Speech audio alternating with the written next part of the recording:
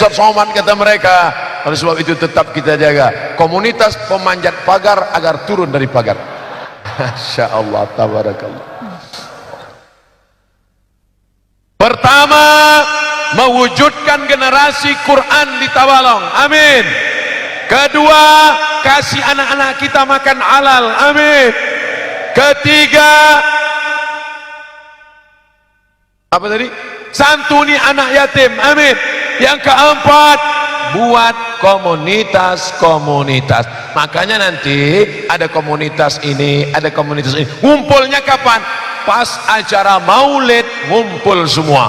Pas acara ngaji dengan abah guru danau, datang semua. Komunitas ibu-ibu datang. Ini komunitas emak-emak garis lunak, datang semuanya. Maka acara maulid datang, Isra Mi'raj datang, nuzul Quran datang, nyambut 1 Muharram datang. Maulid 30 malam. Siap? Ini udah malam yang kedua ini. Malam ketiga, malam keempat, malam puncaknya 12 Rabiul Awal. Baca Barzanji, abtadi'ul imla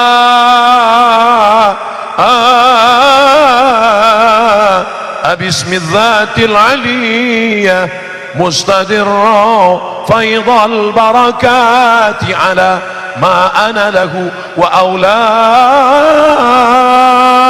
Allah Allah. Baca Barzanji silakan, baca Dibak silakan, Simtud Durar silakan, baca Burdah silakan. Yang penting maulid, maka datang maulid.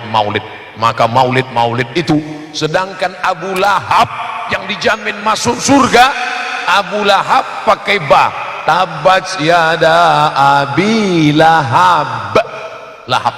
Karena pernah juga saya lewat rumah makan, mampir rumah makan Abu Lahab. Wah, rupanya ujungnya P, Abu Lahab.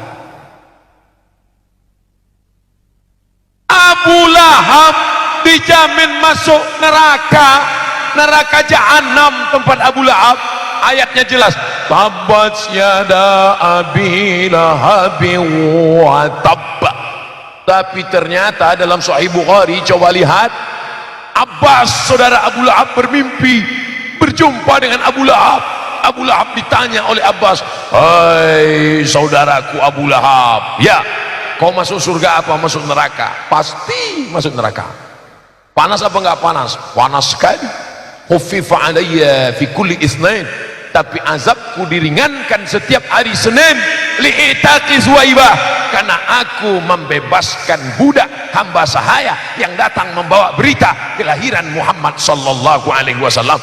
Maka siapa yang tidak gemar menyambut kelahiran Nabi besar Muhammad sallallahu alaihi wasallam, bayangkan Abu Lahab yang dijamin masuk neraka diringankan azabnya setiap hari Senin karena senang menyambut kelahiran Nabi Muhammad sallallahu alaihi wasallam. Bersair Al-Hafiz Al-Maqdisi dalam 6 bait syair, idza kana hadza kafiran jaa dhammuhu tabat yadahu fil jahimi mukhlida ata annahu fi kulli yaumil itsnaini abada yukhaffaf anhu al-adzabu masruran bi ahmada fa kaifa billadzi tula umrihi bi ahmada masruran wa mata muwahhida.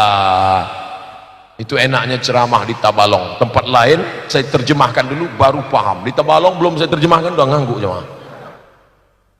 Idza kana hadza kafiran ja'a dhammuhu, kalau si Abu Lahab yang dijamin masuk neraka, tabat yadahu fil jahimi mukhlida, masuk neraka kekal selamanya.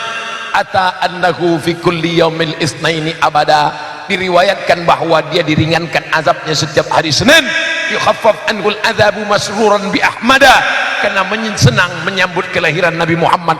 Fa kaifa billadzi tula umrihi, bagaimana dengan orang yang sepanjang umurnya bi ahmada masruran wa mata muwahhida, senang menyambut kelahiran Muhammad dan mati dalam keadaan bertauhid. Mudah-mudahan masyarakat Tabalong yang senang menyambut kelahiran Nabi Muhammad sallallahu alaihi wasallam. Makanya datang nanti acara maulid, datang acara maulid di RT RW hadir, acara maulid di kantor Bapak Dandim hadir, acara maulid di kantor Polres datang. Pokoknya hadir maulid. Kenalkan anak-anak kita. Tak kenal maka tak sayang, tak sayang maka tak ta'aruf. Maka kenalkan anak kita dengan Nabi Muhammad. Banyak bapak ibu ketika anaknya bertanya tidak bisa mengenalkan nabinya. Ayah, ya, siapa nabi kita? Nabi kita Muhammad, ayahnya Abdullah, emaknya Aminah, lahir tahun gajah. Jangan tanya-tanya lagi, dikunci langsung. Maka kita yang tidak mengenal Nabi Muhammad, besok pagi beli buku sejarah Nabi Muhammad sallallahu alaihi wasallam. Ucapan doanya adalah solawat. Di bulan Rabiul Awal banyak-banyak solawat. Allahumma salli ala sayyidina Muhammad wa ala ali sayyidina Muhammad. Allahumma salli ala sayyidina Muhammad wa ala ali sayyidina Muhammad. Salatullah salamullah ala taha rasulillah. Salatullah salamullah ala yasin habibillah. Tawassalna bismillah wa bil hadi rasulillah wa kulli mujahidin lillah bi ahlil badri ya Allah.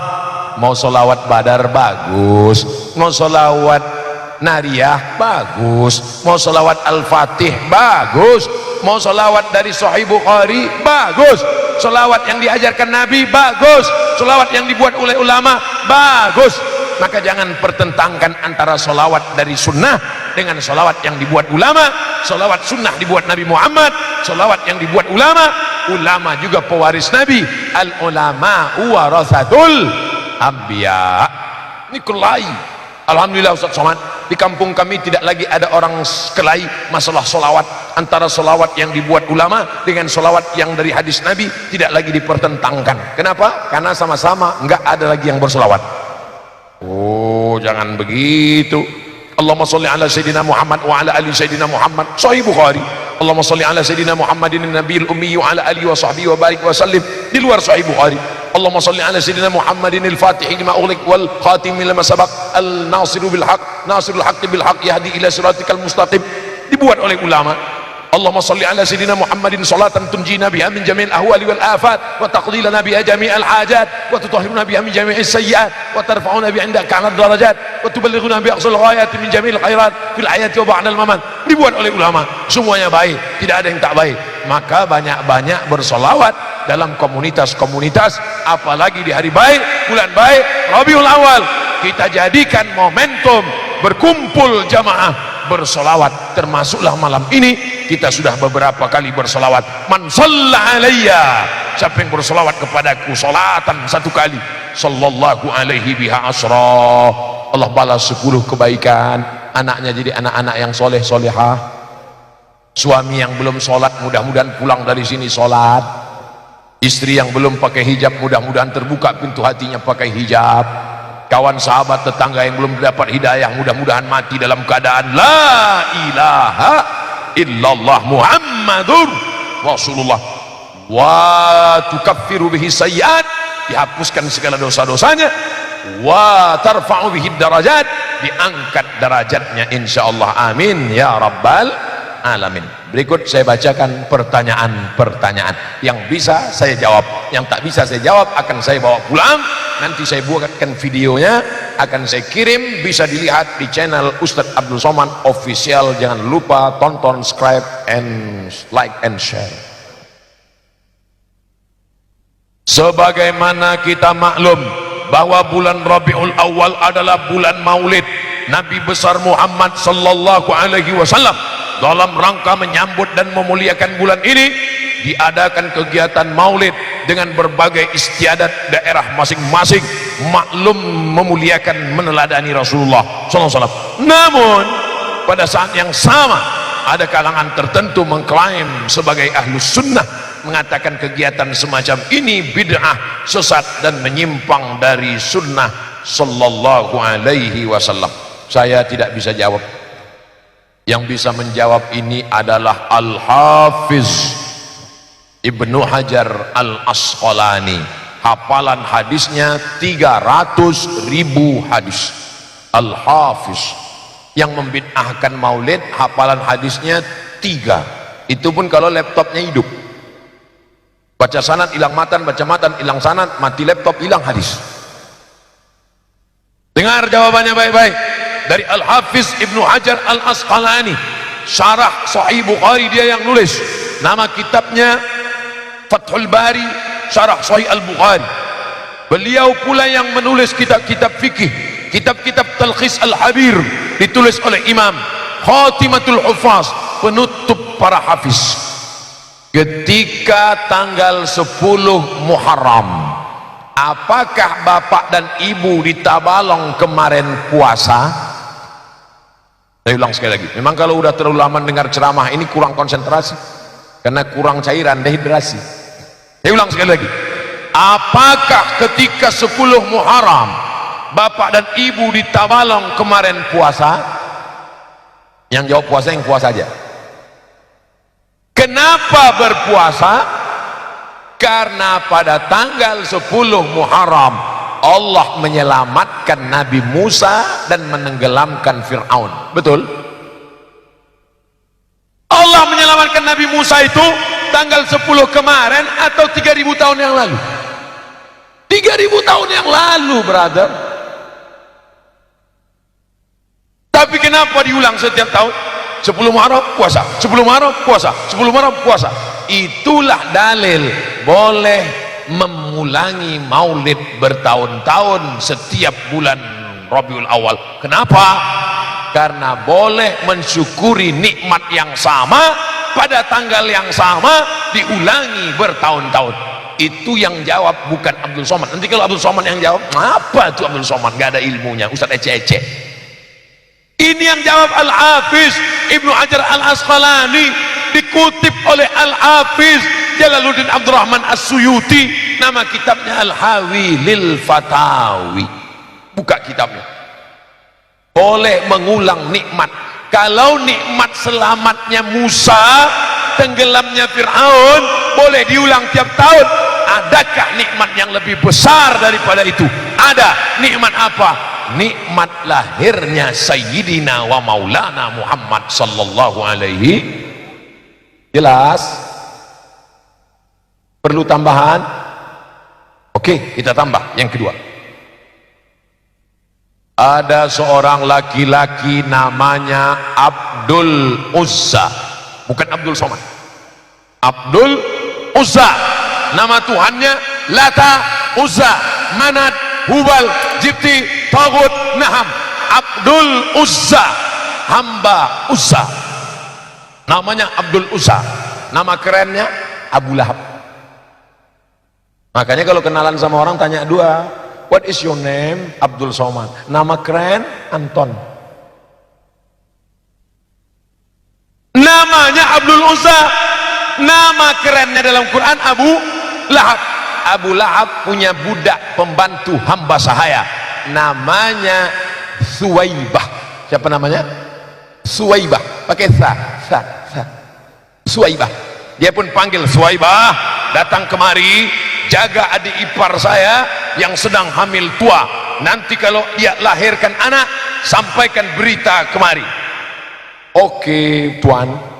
Maka Suwaibah pun menjaga adik iparnya bernama Aminah yang sedang hamil tua. Begitu Aminah melahirkan anak, Suwaibah pun pulang. Good afternoon Mr. Abu Lahab. Selamat malam wahai Abu Lahab. Ya, ada apa? Keponakanmu sudah lahir. Laki-laki apa perempuan? Kalau perempuan, kubur hidup-hidup. Laki-laki, tuan. Saking senangnya Abu Lahab, apa kata Abu Lahab? Wahai Suwaibah, sejak malam ini engkau tidak lagi jadi budak, kau kuangkat menjadi manusia merdeka, bebas sebebas-bebasnya. Abu Lahab bersedekah pada malam maulid Nabi, bebas seorang budak hamba sahaya. Satu ekor onta paling murah sekarang 70 juta. Itu pun onta-onta yang sudah pensiun. Jadi kalau onta 70 juta, budak hamba sahaya 100 juta. Abu Lahab bersedekah malam maulid Nabi 100 juta. Kalau ada orang Tabalong sedekah sahur 100 juta maulid Nabi, itu baru selevel dengan Abu Lahab. Makanya untuk menyenangkan hati Rasulullah SAW, pas acara maulid kelahirannya, potongkan sapi, potongkan kambing, potongkan ayam, bagi manisan-manisan.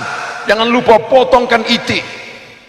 Undang kaum muslimin muslimat dengan syarat, ini syaratnya ketat maulid ini 5. Yang pertama baca Quran, yang kedua baca maulid, yang ketiga tausiah, yang keempat doa, yang kelima makan-makan. Kalau cukup syarat itu laksanakan, tapi kalau ada maksiat di dalam maka tinggalkan. Tapi insya Allah maulid-maulid yang dibuat umat Islam itu semuanya bernilai ibadah insya Allah. Amin ya rabbal alamin. Kami minta doa Pak Ustadz, semoga guru kami sehat selalu dan kami selalu istiqomah menuntut ilmu. Gambar love dipanah pakai panah. Jamaah Masjid Taklim Sabilul Anwar. Sabil jalan, Anwar cahaya-cahaya. Sabilul Anwar jalan menuju cahaya-cahaya. Itulah yang selalu kita minta dalam doa tahajud. Allahumma ja'al fi qalbi nura, wa fi sam'i nura, wa fi basari nura, wa an yamini nura, wa an yasari nura, wa min amami nura, wa min khalfi nura, wa min fawqi nura, wa min tahti nura. Dan jalan untuk mencapai cahaya itu adalah ikuti pengajian Sabilul Anwar. Jangan lupa hadir setiap malam berikut ini. Dah potong, like and share. Assalamualaikum Ustaz Abdul Somad. Waalaikumsalam. Bagaimana seorang memuliakan ahli bait, mencintai mereka, an asila ila qarabati Rasulillah, menyambung silaturahim dengan ahli bait keluarga Rasulullah, ahabu ilayya, lebih aku sukai, lebih aku cintai, min an asila ila qarabati, daripada nyambung silaturahim dengan kerabatku sendiri. Itu yang ngomong gitu bukan Abdul Somad. Abdul Somad nggak pernah ngomong pakai ucapannya. Abdul Somad merasa dirinya lemah, dhaif, nggak punya apa-apa. Abdul Somad mengutip Sahih Bukhari, ucapan orang dijamin masuk surga. Abu Bakar Siddiq radhiyallahu an. Apa kata Abu Bakar?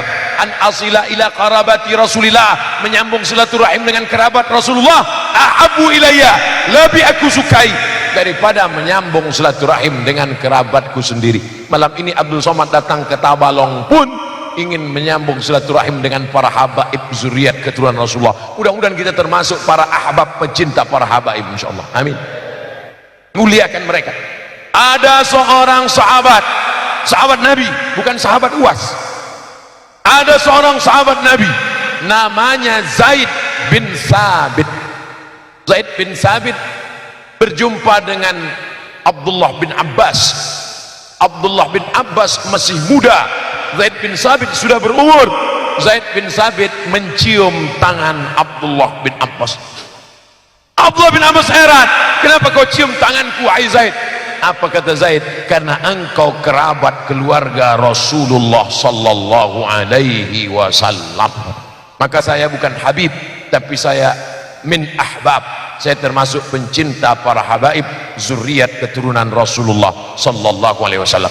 Innal Hasan, sesungguhnya Hasan, wal Husain, Husain sayyida syababi ahlil jannah, mereka pemimpin-pemimpin pemuda penghuni surga. Anak-anak muda kita ini nanti akan masuk surga, pemimpinnya adalah Sayyidina Al-Hasan, Sayyidina Al-Husain. Amin. Mereka zuriat itu keturunan dari dua cabang. Saya kalau pergi umrah, umur panjang, sehat badan, setiap umrah pasti saya mampir ke rumah Habib Sayyid Ahmad bin Muhammad bin Alawi bin Abbas Al-Hasani Al-Maliki. Al-Hasani karena keturunan dari Sayyidina Al-Hasan. Habib Umar bin Hafiz keturunan dari Sayyidina Al-Husain. Maka ketika saya dapat kabar beliau datang ke Jakarta, saya pun datang berjumpa, bersilaturahim. Mudah-mudahan kita termasuk anak cucu kita, keturunan kita semuanya pencinta para habaib insyaallah. Amin ya rabbal alamin. Bagaimana hukumnya membuang sampah ke sungai menurut Al-Quran?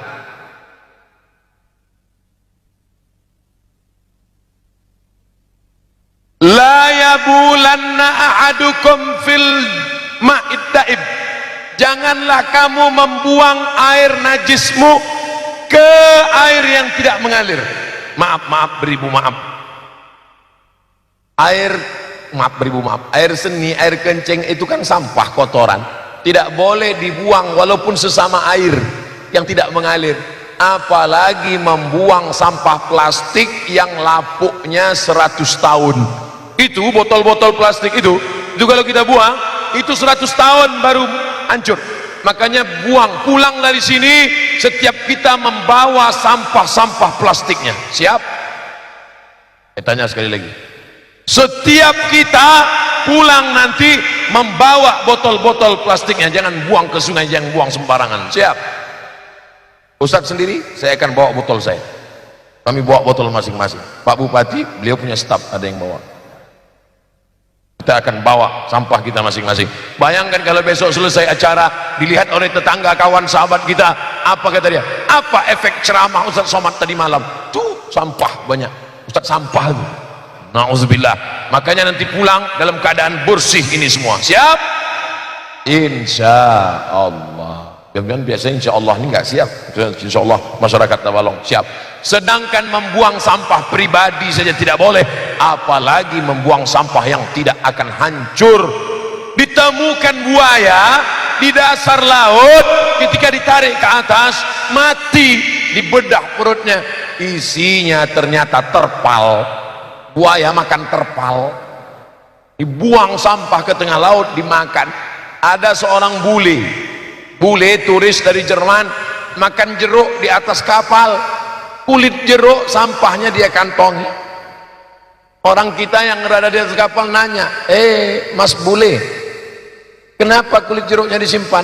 Kata dia, saya takut buang sampah, padahal kulit jeruk akan hancur kalau masuk, karena dia bukan sampah plastik, tapi dia tidak mau buang sampah sembarangan. Al-haqqu dhalatul mu'min, kebenaran itu milik orang beriman. Aina wajadaha fahuwa ahaqqu biha, di mana dia mendapatkannya, dia yang paling berhak untuk mengamalkannya. Maka buanglah sampah pada tempatnya, buanglah mantan pada tempatnya. Bagaimana cara menyikapi banyaknya bisikan jahat yang ke dalam hati? Alladzi yuwaswisu fi sudurin nas minal jinnati wan nas. Bisikan ada dua. Pertama dari jin.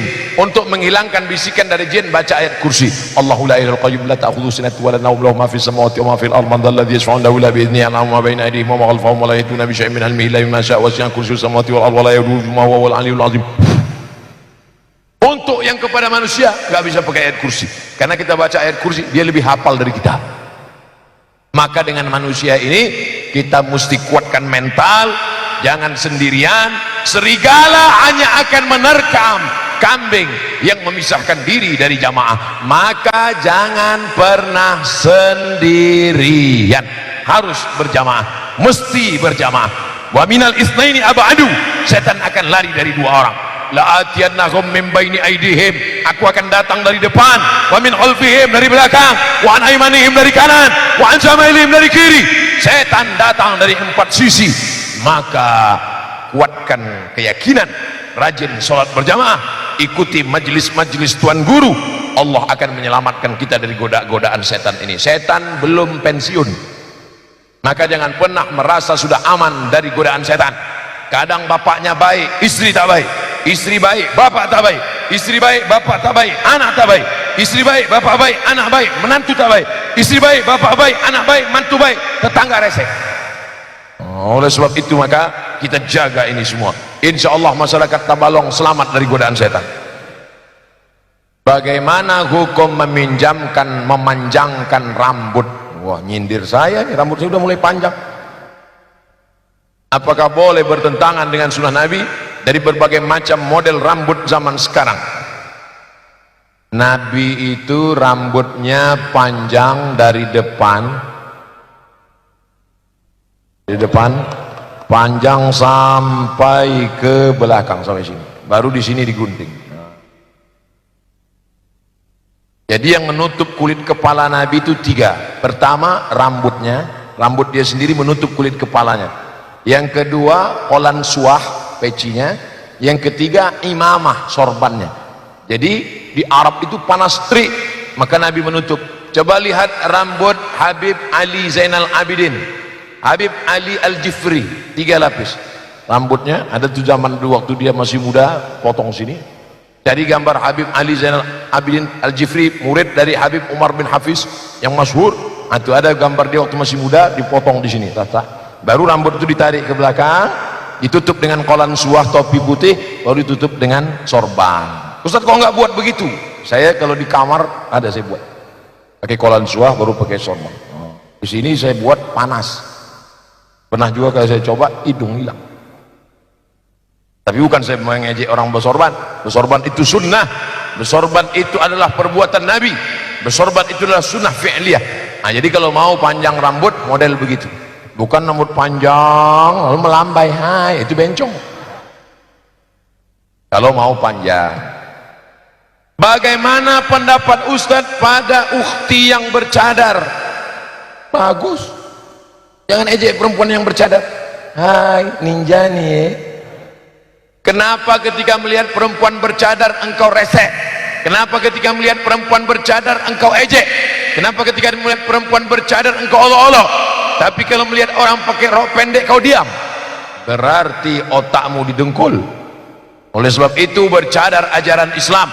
Perempuan yang bercadar bagus. Ibu-ibu yang tidak bercadar pakai hijab jilbab bagus.